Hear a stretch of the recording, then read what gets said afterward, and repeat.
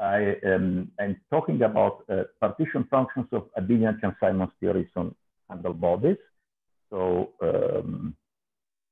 let me share my screen.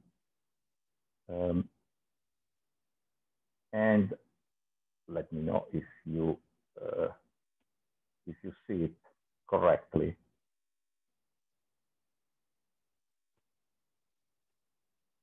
Okay, so okay,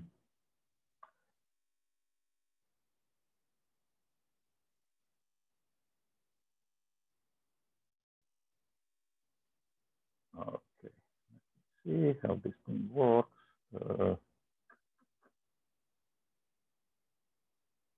Okay, I think that now I'm back.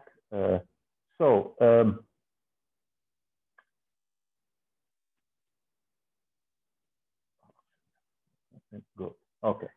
So let me start from the beginning.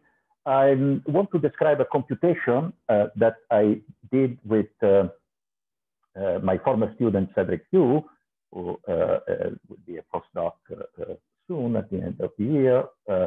It is about computing partition functions of Chern-Simons theories on certain high genus but simple manifolds called handlebodies. Chern-Simons theories maybe need no introductions. They have found many applications as models of quantum gravity in, say, in low dimensions. They have found application to condensed matter, to the study of topological phases of matter.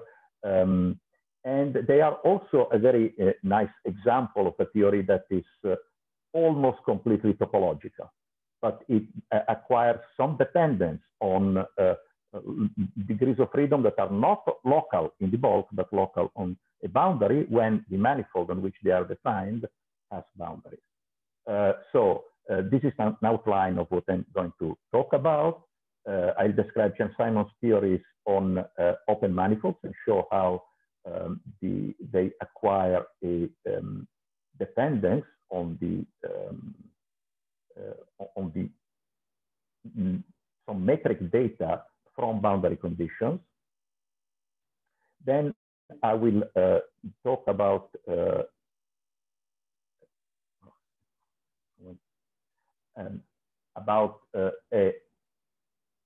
how to define Chern-Simons theories on particularly simple handlebodies, I mean three-dimensional surfaces called handlebodies.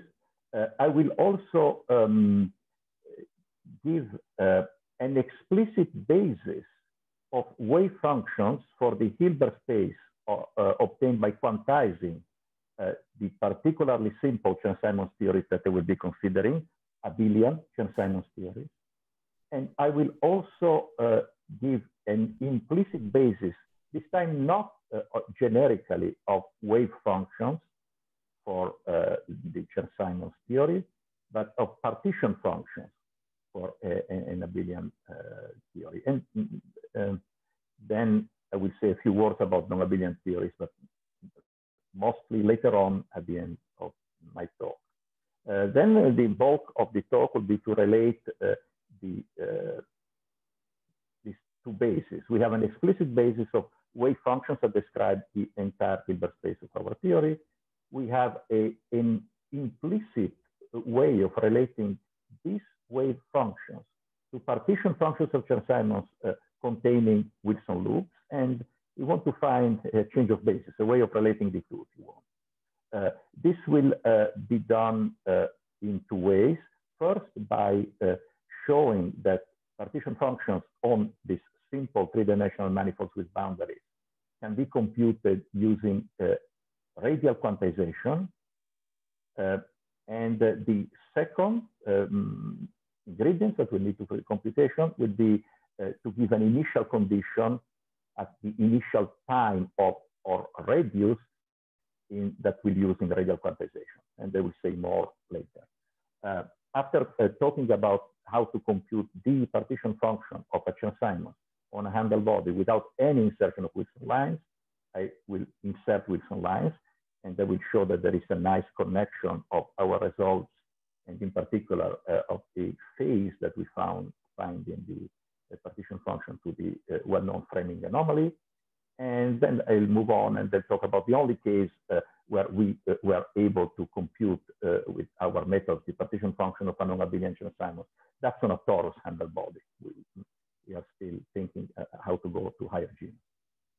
This partition function of non-abelian Chern-Simons on a torus can be computed without and with Wilson loops. When we compute a partition function with the insertion of a Wilson loop, we find an interesting mathematical identity that we were only able to prove in a very specific case. But maybe it's known, maybe some of you knows what that how that identity can be proven. So let's start by defining what the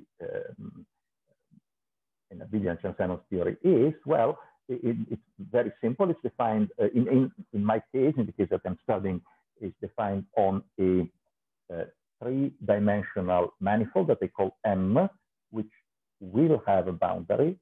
The action has a bulk term and a boundary term. The bulk term is completely topological, doesn't depend on any metric data. But Chern-Simons is interesting because it's not totally topological.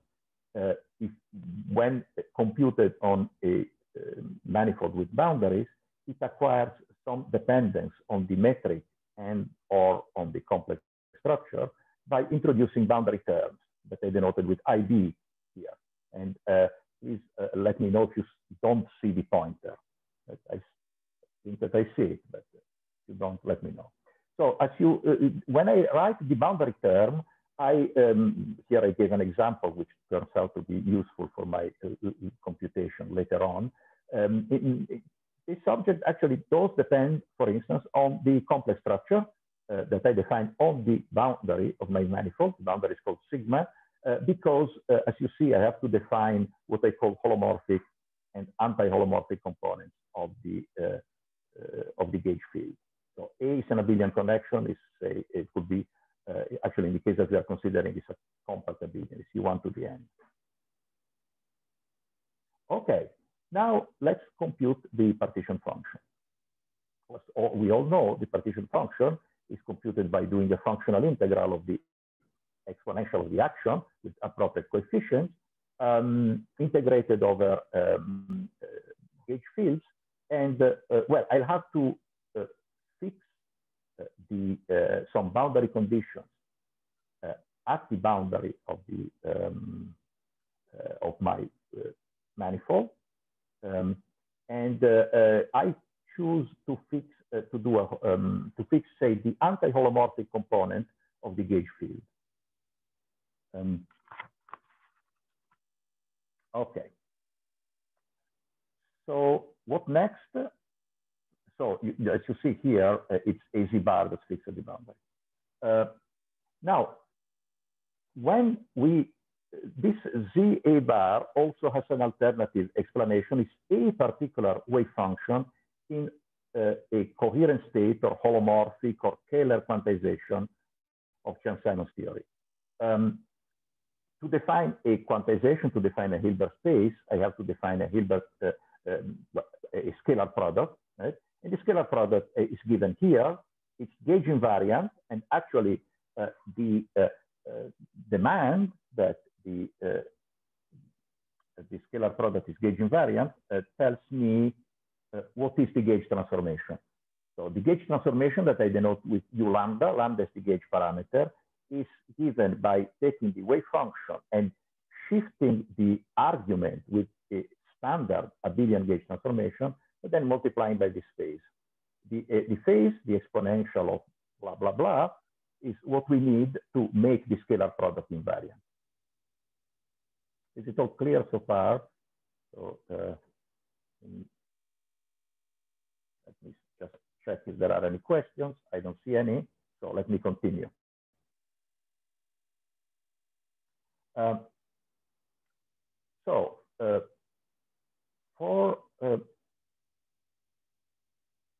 For abelian Chern-Simons functions in holomorphic quantization, there is an explicit basis of wave functions, and this has been known for a long time. This was found by Bose and Nair in 1990, and here it is, the explicit form. You can see that this explicit form is actually a theta function with characteristics, the standard theta function that we find in textbooks, right? And here, this parameter mu, I mean, the characteristic, the only characteristic in this theta function that we can vary, actually is an integer that can go from, well, if you have genus G, right, this is a vector of integers, and these integers assume the values 0 through k minus 1, where k is the level of the Chern-Simons theory. The formula is given in terms of a decomposition of the gauge field in terms of an exact part, which is the bar of something else, a scalar function, and then if you want, a harmonic part, which is some complex constant ui times a basis of abelian holomorphic abelian differentials, and this probably should be an anti-holomorphic differential, given my choice of what I keep fixed and what I vary.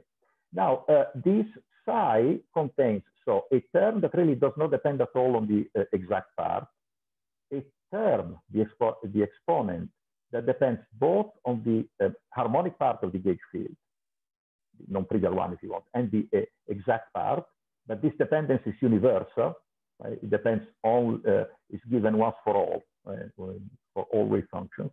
And then there is this prefactor that depends only on the complex structure of the manifold. Remember, what is this psi? This psi is a wave function of Chern-Simons theory. So what I mean by this is, I mean that I'm doing a canonical quantization in which I have a manifold that is a Riemann surface times time, surface times time, right? And at fixed time, I define a Hilbert space, I define wave functions. These are defined on a two-dimensional space-time.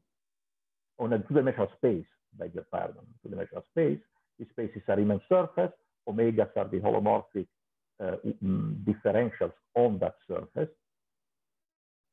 But since I have introduced a complex structure, I shouldn't be surprised that my wave function depends in various points on the complex structure. For abelian Chern-Simons, the complex structure does not enter per se, but it enters only indirectly through the period matrix omega. And in particular, this function f that depends only on the period matrix, therefore on the complex structure, is expressed in terms of the determinant of the Laplacian, with the zero modes removed, divided this quantity. So this ratio, determinant, the determinant of the non-zero modes of the Laplacian, the scalar Laplacian, divided in that omega, is the norm square of a holomorphic function times a quantity, which also is known under various names.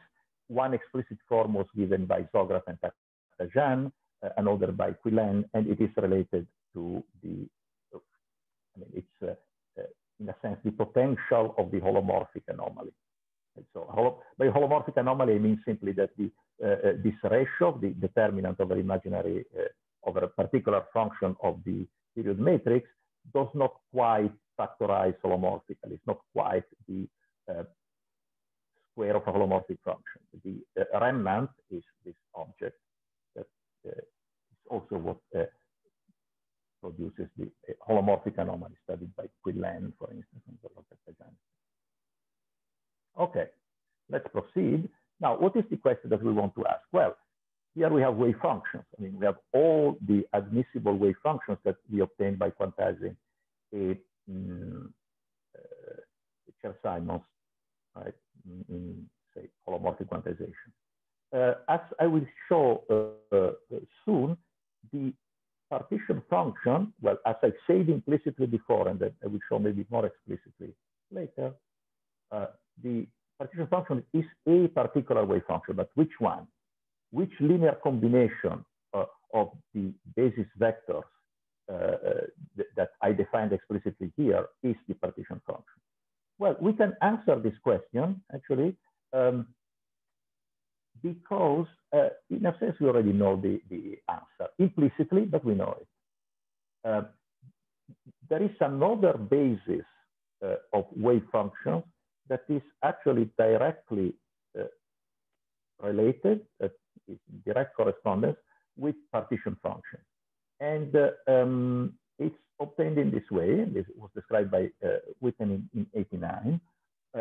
Take a handlebody. Well, maybe it's time that I say what is a handlebody. A handlebody, roughly speaking, is a Riemann surface filled up. So you have a Riemann surface embedded in 3 dimensions, and you fill it in the interior. So you have a 3-dimensional manifold whose boundary is a Riemann surface. And now, one property of the handlebody is that if you cut any of the handles of your Riemann surface, which now has been blown up to become a 3-dimensional manifold, right? What you obtain is a disk. So, in particular, if you have a say a cycle, right, that goes a homology cycle that goes around this handle, right? That's actually a non-trivial homology cycle in the Riemann surface that is contractible in the bulk. So cut any of the handles, you'll get a disk. Okay, the partition function without any Wilson loops is just well, given by the functional integrals I gave you before. But in 3 dimensions, I can also introduce Wilson loops, right? So I can introduce Wilson loops that go around the cycle that is non-contractible on the surface and stays non-contractible in the bulk. And I can also have a Wilson loop that goes along a cycle that is contractible in the bulk. And you may actually have several of them that nest around each other. Now, we can think of the Wilson loop physically in a sense of the world history of mesons with charge K. If you think about the direction they go on as some imaginary time. But for what concerns us, it's sufficient to know that these, that if you take a handlebody, if you insert Wilson loops, and you compute the partition function of, or if you want the expectation value of that object or the Wilson loop, that's sufficient to determine all the vectors in the Hilbert space obtained by quantizing Chern-Simons theory. For non-Abelian Chern-Simons theory, we need more. We need, say, 3-pronged objects, for instance. But for Abelian theories, you just have Wilson loops, and that's enough. So, in other words, what I'm saying is that if you take a handlebody, if you insert all the possible Wilson loops that loop around the various cycles of our surface, then, and you compute the functional integral with such Wilson loops, you will get a basis of wave functions that spans the complete Hilbert space. And let me go then to the next slide. So again, I say that it's sufficient so that these objects, partition functions of Chern-Simons with Wilson loops in the bulk, it's sufficient, needed for what? I mean, since I already gave away the punchline, right? It's sufficient to generate a complete set of wave functions or Riemann surfaces by state operator correspondence. State operator correspondence is very familiar in conformal theory. It's also valid in higher dimensional theories. So to each operator, in this case to which Wilson loop here inserted in the bulk, it corresponds to state, right? And this state is a wave function that is known, that we can compute in various bases. Witten gave a prescription to compute this partition function in a basis that is not holomorphic. If you want to relate the partition function to wave functions computed in holomorphic quantization, we have to compute the functional integral that I wrote here. As you see, this functional integral is very similar to what I had before. I have the exponential of the action, but then I insert Wilson loops that go along homology cycle. And the rest is equal. You integrate over all the gauge fields whose anti-holomorphic component assumes the value A bar at the boundary. So now, if you want, the question is how are these wave functions, the ones that I wrote here, I mean, this Z is also a wave function, and as shown by Witten, they span the complete Hilbert space. But what we want to know is how are these wave functions related to the wave functions that Bose and Nair computed explicitly. So in a sense, we want to find a change of basis, right, from the wave function written as a functional integral, right, to the wave functions that were given explicitly by Bose and Nair. The wave functions found by Bose and Nair, of course, are holomorphic in the gauge connection by construction. They are also holomorphic in the complex structure of the Riemann surface. In this case, the Riemann surface is the boundary of the three-dimensional handle body. So they are also, they have some further specification. Otherwise, we could take our wave function and multiply it by whatever number we want. Anyway, so our task is to change a basis, no more than that. Okay, so let's do the change of basis and work. So how do we do that? Well, to find the correspondence between that functional integral and the wave function, we use again state operator correspondence. In state operator correspondence, what we do is that, in a sense, we start with a region, we cut off a small region around the Wilson loop. So we have a sort of very thin handle body, and then we blow it up to the boundary. So morally, what we want to do is the following. We take our handle body. You remember, that's a Riemann surface that has been filled up. But now, instead of thinking of this object as a filled up Riemann surface, we think of it as a Riemann surface that expands in some radial time. So it expands from in this handle body. I write it as the product of a Riemann surface times an interval, 0 to R. Now, you may notice that this description cannot be true at face value because at 0, the foliation degenerates. And indeed, that's one of the key ingredients in our construction. So we have we foliate the handle body with surfaces of equal, say, distance from the middle. If you want, take a handle of the handle body, right? So cut it through, you get a disk. At the center of the disk, you are at R equal to 0, and you move out to capital R as the radial time increases. So now, corresponding to this foliation, you can write actually an identity for the partition function. The partition function is actually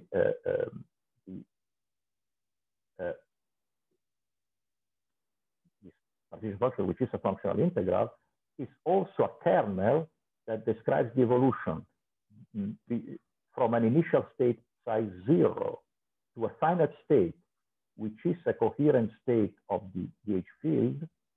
And the evolution is given by the radial Hamiltonian, which is explicitly known, and you evolve for a radial time R. So this is the key expression that will allow us to do the computation. You start with an initial state, you evolve in radial time. So you literally blow up your Riemann surface from, so think of a case of genus 2. You start with an 8, a figure 8, and then you blow it up, and then it becomes a two-handle, a genus 2 handle body. Right? Now, the key point in this construction, well, the key points are two: the Hamiltonian, and that's known, that's actually standard knowledge, and then the we have to know what is this psi zero, what is the appropriate initial state. So what's the appropriate initial state? Well, we have to define some initial conditions, right? So let's see how we determine them. Let's start with no Wilson loops. If there are no Wilson loops, then, as I said before, defoliation degenerates, and but that's a fake singularity. The manifold is regular everywhere. So this imposes a strong condition in initial state, and it's given by the following. If you look at a handle of your handle body, you can take a cycle, a homology cycle that is non-trivial on the Riemann surface, but it is contractible in the bulk. I mean, you can squeeze it to zero. So let's say that this cycle is generated by a vector V. So you have a vector field, and then the orbits of this vector field generate this contractible cycle. Well, now to relate this fact, the fact that in a non-singular geometry, a cycle around the handle of the handle body can be squeezed to zero, it's contractible, we need to introduce some subsidiary objects that would be useful for our explicit computation later. So we introduce what is called a Strebel or Jenkins-Strebel differential. What is that? Well, it is a quadratic differential. It's meromorphic and closed. Well, since it's meromorphic, it's closed automatically. Its horizontal trajectories cover a set of codimensions zero. That's the important thing.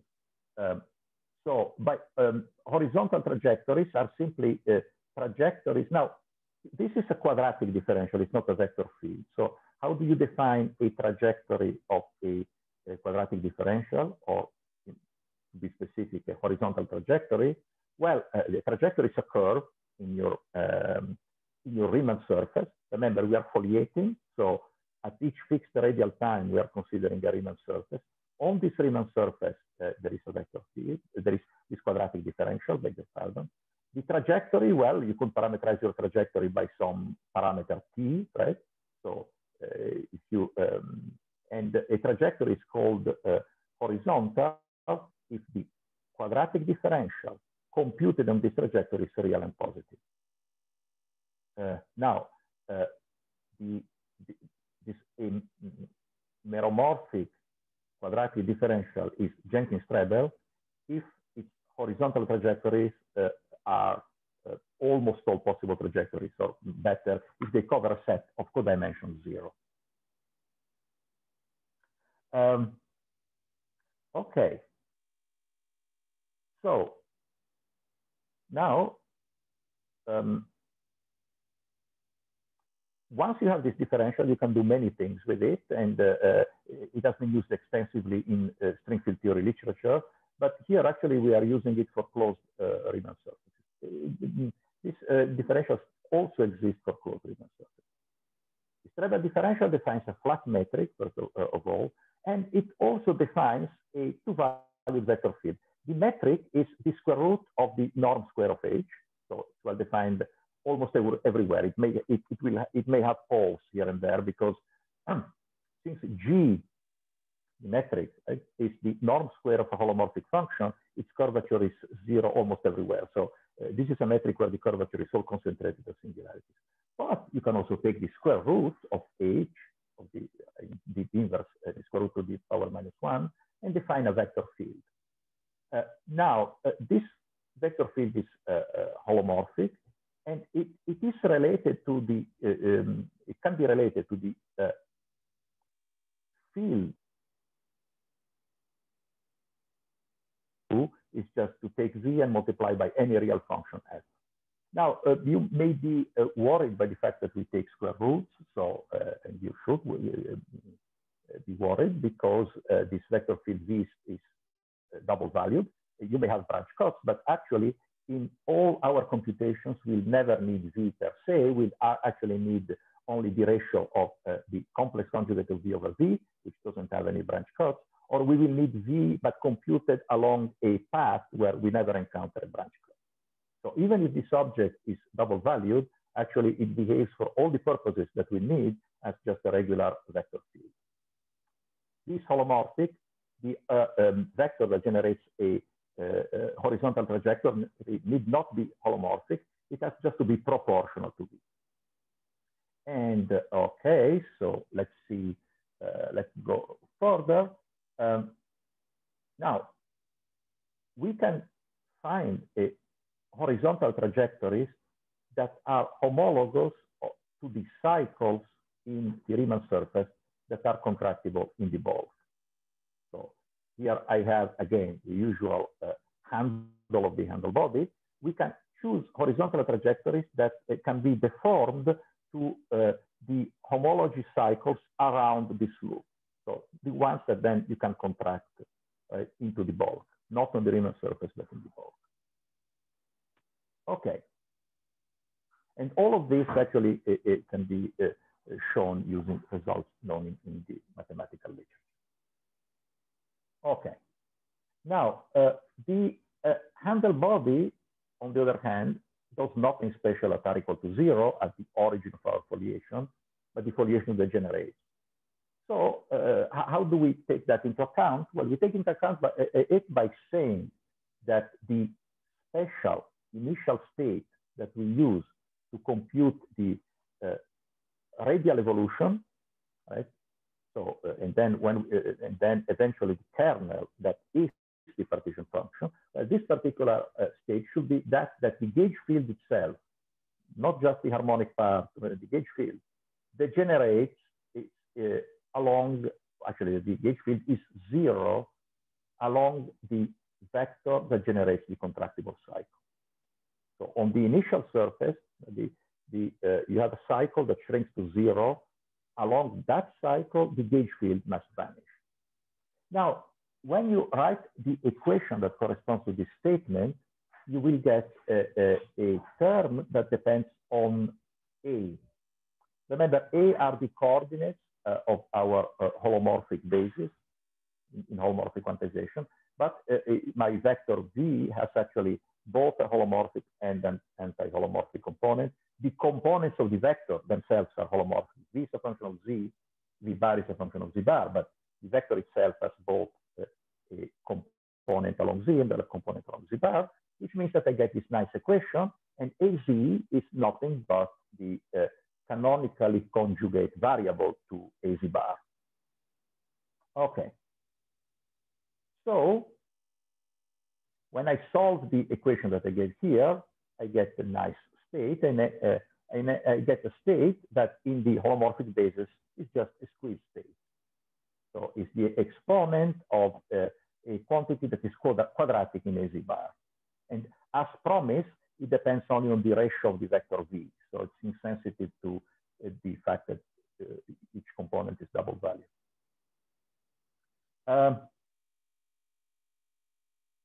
Okay, so now let me continue. I just had a rapid check for questions. Now, the state that I've defined here as a major drawback, it does not obey Gauss' law, but its radial evolution does. And that's actually something that we have, maybe many of us have seen time and again, when you compute the functional integral in quantum gravity, even if we don't know how to compute it. But morally, right, if you compute it, we can start from any state and we'll get a state that obeys Euler-Levy. In this case, actually, what we do is that if we compute the functional integral, or sorry, if you compute the radial evolution for any radius, it doesn't matter which radius you use. So if you start with psi 0, you compute a radial evolution, and then you project over some coherent state AZ bar, right?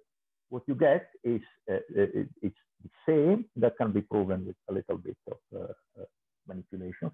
This is the same as taking the initial vector psi 0, doing a gauge transformation with parameter lambda, and then integrating over all the gauge transformation. This sum integral that you see here means that I'm also summing over large gauge transformation. So now we have a recipe. We start from an initial state that has good properties. I mean, it embodies the requirement that the manifold is not singular at r equal to 0. Radial evolution projects over gauge invariant states. So we get the final state that obeys, that's physical, that obeys Gauss's law. So we can therefore use our initial state that was not gauge invariant as a seed that generates the wave function corresponding to the vacuum partition function. And now the question is how to do the integral that I wrote here on the left-hand side. This can be done actually explicitly because we are dealing with an Abelian Chern-Simons, and all the quantities that appear in the integral are actually exponents of objects that are quadratic in the variable of integration. So all the integrals that we have to do are Gaussian. And here I am modestly more explicit, right? And I write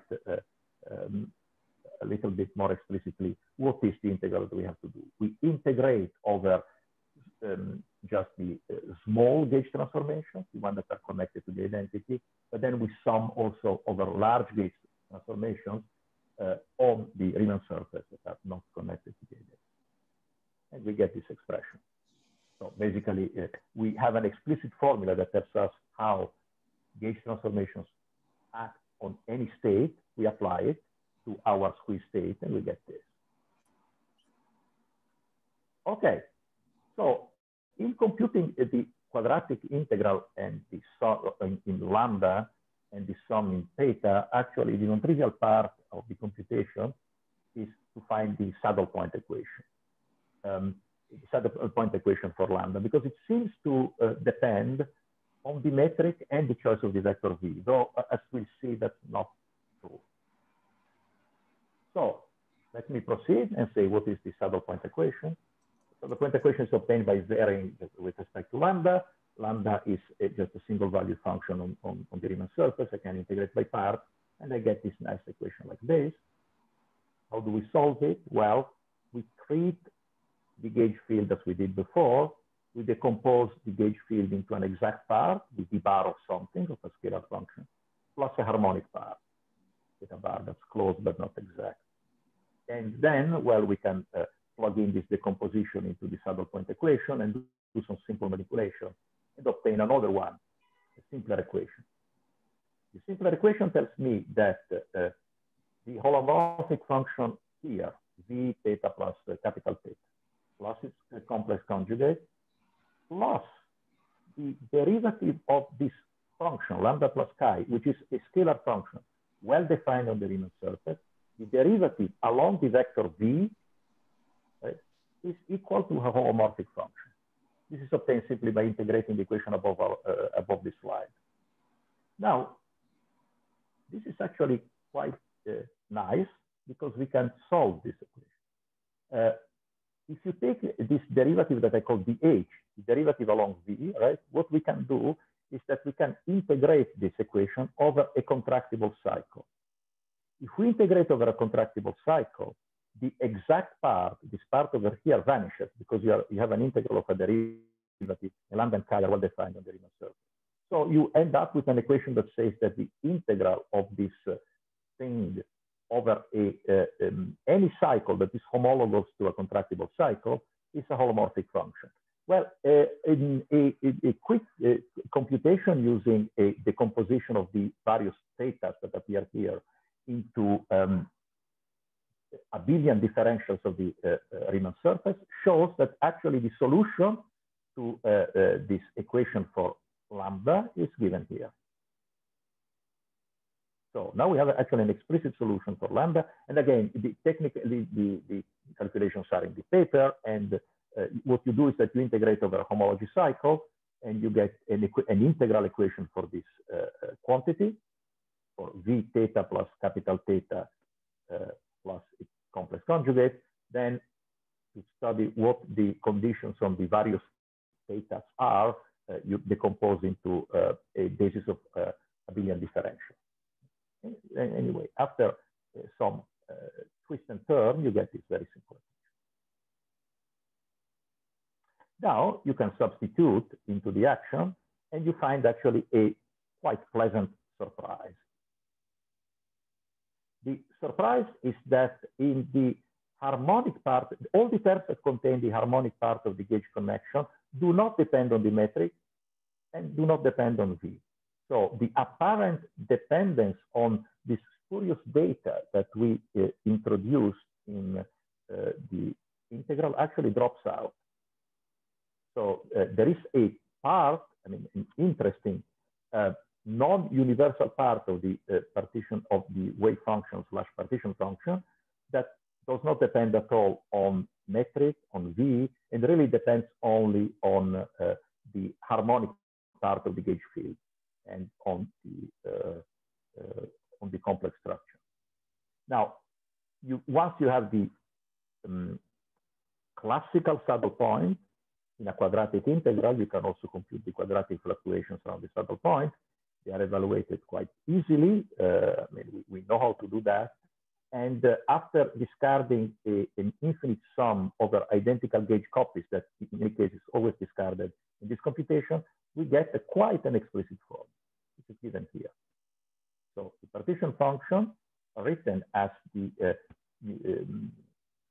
evolution of my initial state psi 0 under radial evolution projected over a coherent state is given by an expression that should be familiar to us by now, because this is actually one of the Bose-Nair wave functions. It's the Bose-Nair wave function where this characteristic mu, the number mu that appeared in the characteristic of the wave function, has been set to 0. So now we have actually one correspondence in the basis. We have the Bose-Nair wave functions. We know which one corresponds to the partition function without insertion of any operators in the Bose. Okay. So if there are any questions, please ask. Otherwise, I will continue and I will talk about Wilson loops. So what happens when you insert a Wilson loop? Well, first of all, the Wilson loop is a bit singular as an object. So to make it more regular, we'll define it by, in a sense, spreading it out over the entire Riemann surface. So what we'll do is that we'll take the Wilson loop and we'll transform it into the exponential of an integral defined over all the Riemann surface, and where W is a vector field that is that generates trajectories that are homologous to the cycle C. So you have a cycle C on the Riemann surface. Right? You can think of the C as the integral curve of some vector field. And now you can define a vector field that spreads out over the whole Riemann surface. So, or if you want, if you think of a Wilson loop as the world line of a point charge, what we are doing here is that we are spreading out the charge. Instead of having it concentrated at a point, we spread it out. Right? So this W, this Wilson loop, now will depend on the Riemann surface. Right? It will also depend on the vector field W. Now, this vector field W is rather, I mean, you have many of them, but the harmonic part, W prime, right, must obey some conditions to ensure that this regularization of the Wilson loop is gauge invariant under both small and large gauge transformations. So when we have this expression, we also must be sure that it is still gauge invariant after we spread out the charge so merrily.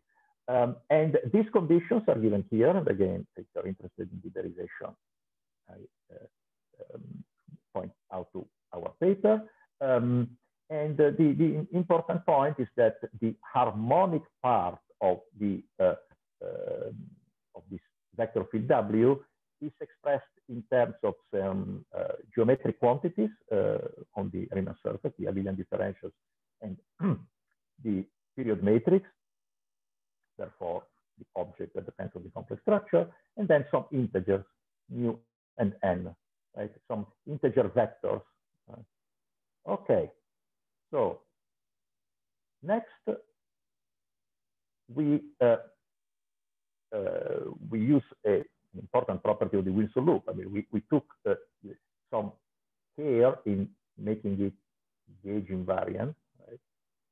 And since it's gauge invariant, actually, when you take your initial wave function psi 0 and you average over all the orbits of the gauge group, well, this W is gauge invariant, so you can write it to the left or to the right of the integral. So you can move this W until it hits psi 0, it hits the initial state psi 0. Okay. Now, therefore, we have now obtained a new initial state in our radial quantization, the one that would be the seed necessary to compute the partition function when we have Wilson loop. And actually, this state is very nice. I mean, you apply W to psi 0, and just by using the fact that AZ is simply the derivative with the functional derivative with respect to AZ bar, you obtain actually a very nice equation that says that this new state is the initial squeeze state, but shifted by an exponential that is linear in AZ bar. So now this is a shifted squeeze state. Now we can repeat our computation as we did before. We can insert this new initial state, W can say 0, into the integral over gauged orbits, and then we'll get the partition function with insertion of Wilson loops. This partition function has some universal pieces that do not depend on the harmonic part of the gauge field A bar. So there is this that depends only on the complex structure, this universal term, and then a theta function with characteristics. So again, we recover something that is very, very close to the wave functions of Bose-Nair. Indeed, the only difference is this little phase, which has an interesting interpretation, by the way. And so to understand how to interpret this phase, it's kind of amusing, right? So that's the only difference between the integral that we have been computed and the Bose-Nair partition function, wave functions. You may say, who cares? I mean, wave functions are defined only up to a phase, even when they are normalized. But actually, let's pretend that this thing is important and let's see what it means. Well, to do that, let me write the Wilson loop with a vector W as actually a product of two Wilson loops with two different vector fields. So you have a vector field W mu, whose that I can write as an exact part plus some harmonic part that depends only on this parameter mu. Omega bar is the Abelian differential, right? And then a term that I call Wn that has this phase over here. Now, when I write so I can start with the Wilson loop defined on the vector that is the sum of these two. I call it W. When I write, but now I can try to break up this Wilson loop as the Wilson loop computed for the vector W and the Wilson loop computed for the W mu, I mean, and the Wilson loop computed for the vector Wn. Well, again, elementary computation shows that the Wilson loop computed on the vector field that's the sum of my two components is the product of the two Wilson loops of the single component.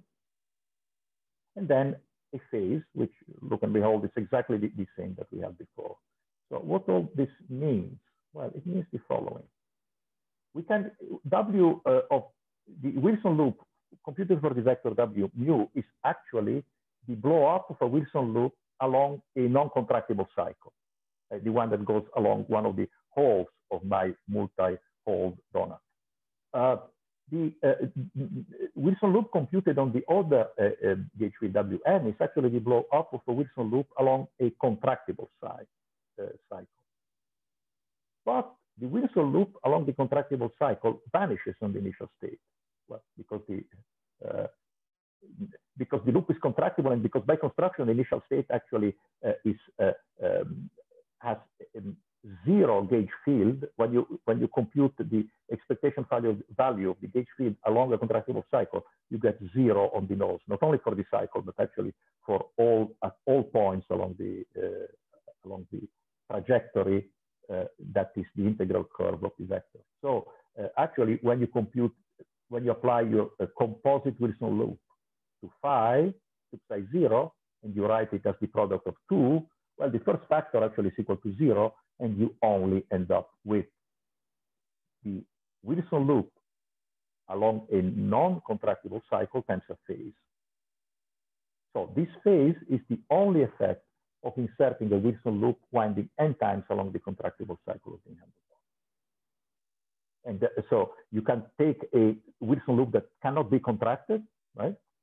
And you can decorate it by twisting, by adding Wilson loops along contractible cycles. The only effect is to add this phase. And by the way, when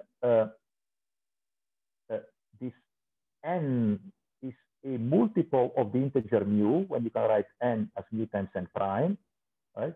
Then this phase is actually well known under a different name. It's what is known as the framing anomaly.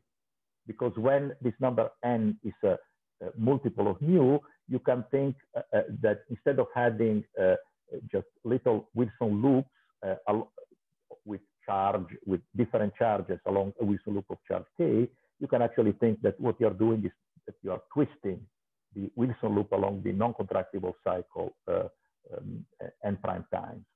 And that's actually what gives rise to the framing anomaly. So even this innocuous phase has an interesting interpretation. Okay, I think that I'm about the end because I began about 10 minutes past 1 of my time. So let me say a few words about non-Abelian Chern-Simons on the torus. Well, this is the only case that we could compute explicitly. So a torus handle body is simply obtained by taking a solid cylinder and of some fixed height, right? And identifying the two boundaries, the upper and the bottom and the top of the cylinder with a twist, a given angle. Now, let's do without any motivation. We'll become a little bit more serious later. Choose as an initial boundary condition at r equal to 0 for my gauge field when I do my functional integral as the following quantity. So you take the field, the gauge field A. It has a component along time and a component along the angle phi. Let's fix the angular component to be this, 2 pi mu over k, where mu belongs to the Cartan subalgebra. Now, let's fix the boundary conditions at the outer edge of the cylinder at radius equal capital R. And let's fix let's forget about the exact part of the gauge field. I mean, that gives rise to some universal factors in the partition function. So let's choose a purely harmonic gauge field that is equal to some multiple of a complex number u that is in the Cartan subalgebra. Okay, now we can compute the transition amplitude between the initial state. The initial state is the state for which a phi has the value that we prescribe, and the final state, which is the state which has the value that we prescribe for az bar, right? Again, this is given as an evolution kernel in radial time, in the radial quantization. And when you write it as a functional integral, it writes as a functional integral of the exponent of I times the action. And then actually you'll get from the integral over the component, the radial component of the gauge field, you get a nice delta function that restricts the integral to flat connections. Now, to compute this integral, we can decompose the gauge field on the two torus in terms of a gauge transformation G and an element of the Cartan subalgebra C. When we do that, we discover that the functional integral reduces actually to the functional integral no longer of a three-dimensional theory, but of a chiral Wess-Zumino model. And the integral over G, the only integral that's left to do, was done. I mean, there is an old paper by Carroll that does that, and it gives this result that I gave here. you have a universal factor, right? That depends only on the level, essentially. And then an object that is known as the Weil-Katz character, that is the Weil-Katz character of the U1, of a U1 representation. Okay, what's next? The point is that we want to interpret what this mu means.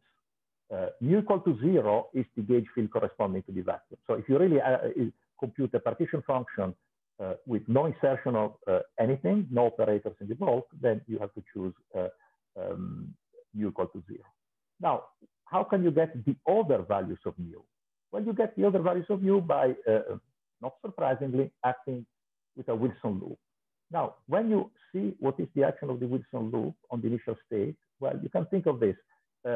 You have a gauge field. The gauge field on the torus has some part that we don't care about, an exact part, and then a harmonic part. The harmonic part is defined by actually a commuting vector, because you can always choose the harmonic part to be the Cartan subalgebra. And so you have, for each element of the Cartan subalgebra, you have two components, along T and along phi. We have a radial quantization, T and phi are two coordinates. And actually, since you are studying a first order theory, Chern-Simons, right? This vector field, the component of the gauge field along the Cartan subalgebra in the direction T is the conjugate of the element along the direction phi. So A, T, and A phi are just two complex conjugate variables, are really P and Q. Voilà, A and A bar. And they have this commutation relation. Once you know this commutation relation, you can compute the Wilson loop. The Wilson loop does not depend on the exact part of the gauge field. It's just the trace exponent of A in the time direction, in the Euclidean time direction in our cylinder. Maybe we should call it the vertical direction rather than time. And, well, you can apply it to the state, to the eigenvalue of A phi computed and equal to 0. And what you get is a sum of states where mu is a vector that belongs to the root system of a representation with highest weight mu. So you get this thing that if you start with the vacuum and you apply a Wilson loop in a representation characterized by some highest weight mu, you get this sum. So the partition function of the Wilson loop is given also by a sum. You have a universal term and then the sum over Weil-Katz characters, where this index mu runs over the root system of the representation. This actually is quite interesting because you can think of the same computation in another way. You have a Wilson loop in the middle of your cylinder, right? And then you glue the top and the bottom to make it a torus. Now, if you take a gauge field and you compute the holonomy along that cycle, right? The holonomy is completely fixed by the Wilson line. You just contract and you get that A phi, A along the radial direction is equal to mu. So now we have an identity, right? So we have two ways of computing the expectation value of the Wilson loop. One is with this geometrical picture, and the other is using the radial quantization picture. And the two coincide if you have an identity among characters. This identity is an identity among the standard Weil characters of a group. That implies the identity among Weil-Katz characters of the Kac-Moody algebra based on the group G. So, well, this is the identity. The Weil character for at weight mu is equal to the sum of Weil characters, where mu runs over the weights of a representation with highest weight mu. So this formula, it could only prove by brute force for SU2.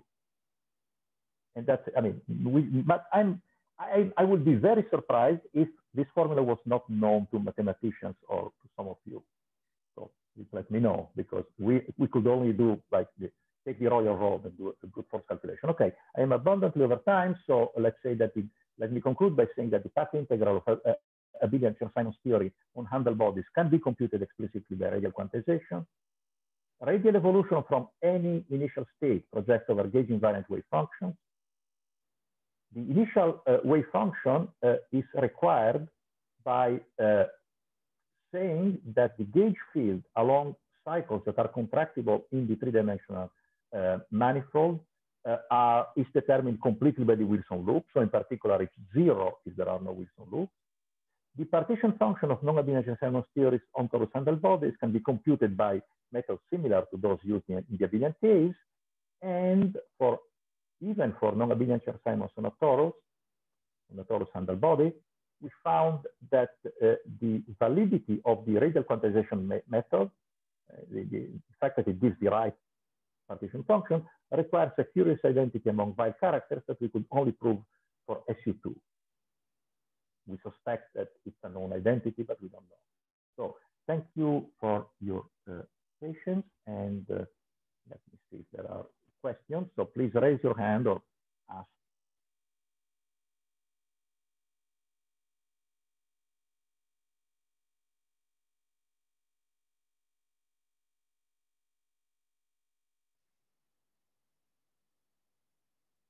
Okay, so since I see no questions, then as in my double role as chair of the session, I can also declare this session over. So thank you for participating. Please let's meet here 5 minutes before the beginning of the other talks of the session. So that will be 20 hours 25 in order to check our Zoom connections and begin at 20 hours 30. That is in universal time. So on the East Coast, that is 4:25 p.m. to begin the session at 4:30. So thank you very much and see you